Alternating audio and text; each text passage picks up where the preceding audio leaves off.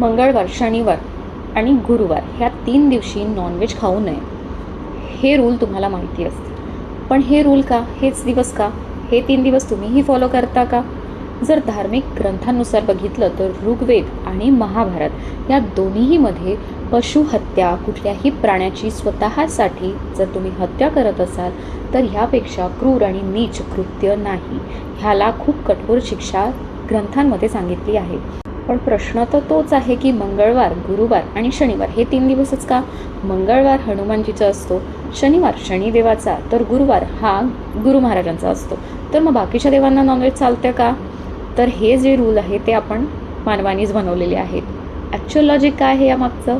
जर कुठल्याही जीवाला तुम्ही मारून खाता आहे तर सगळे दिवस चुकीचे असले पाहिजे. मग हे 3 दिवसच का ठरवण्यात येतात? हे 3 दिवस जे आहे ते कुठल्याही धर्मात, ग्रंथात आणि लॉजिकली कुठेच बसत नाही. लॉजिकली बघितलं, सायन्सने बघितलं तर हे जे 3 दिवस आहे हे आपल्या शरीराला या 3 दिवसाचा काहीच प्रॉब्लेम होत नाही. आयदर तो सोमवार असो, मंगळवार असो किंवा गुरुवार असो. आपली लिव्हर काय रिस्पॉन्ड करत आहे, आपले कोलेस्ट्रॉल लेवल्स काय आहेत, ह्या सगळ्या गोष्टी मॅटर करतात.